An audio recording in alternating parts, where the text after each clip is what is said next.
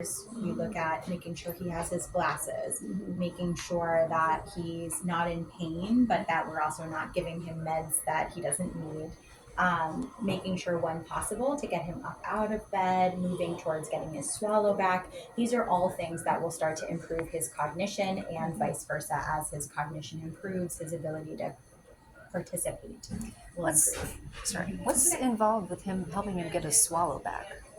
So that is a, for lack of a better word, multifactorial question. There are so many features involved in that. So when someone's been in the intensive care unit and we've kind of taken away their body's responsibility for a lot of these things, they lose muscle strength very quickly. So part of it is retraining these little teeny tiny muscles in here to do their job. And then a lot of it actually comes down to his cognitive state. So if he's sleepy or super disorganized in his brain state, he's not going to be able to swallow safely. Okay. And so that's why the cognitive and the swallow piece travel really closely together and kind of feed off each other. So as one is getting better, the other responds to that and so on. But if one is declining, so like let's say he's on the road to recovery and then he develops an infection or something and gets a little more confused, you may see an impact on his swallow at that time. So it's all about, I think a huge part for him is about the cognitive piece. I'm going to assume there wasn't a swallow issue before this. No. He was eating a normal diet. No. Okay. He eats everything. Okay. He never turns down food. And so the speech and language team will they'll kind of be checking in with him and his cognitive state and trying to see him at the times when he's most alert.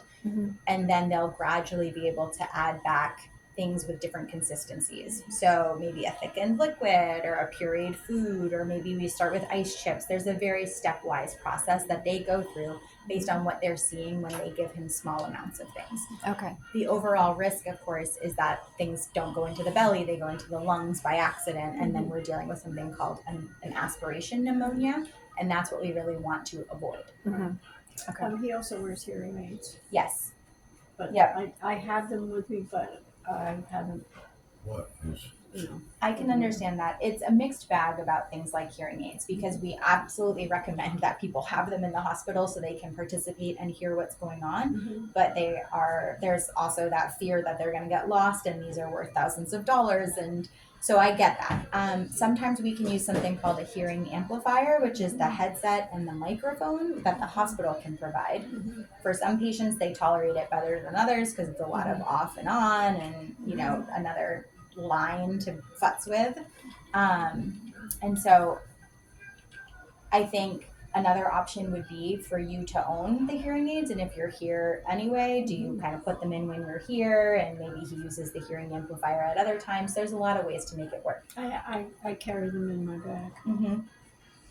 And so if there's a time when you're here and he's working with therapy, for instance, that would be a good time to try to put those hearing aids in to see how much he can participate. And with the swallow, like all those times when he really needs to participate are good times for him to have his hearing in place.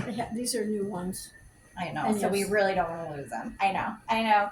It's a struggle.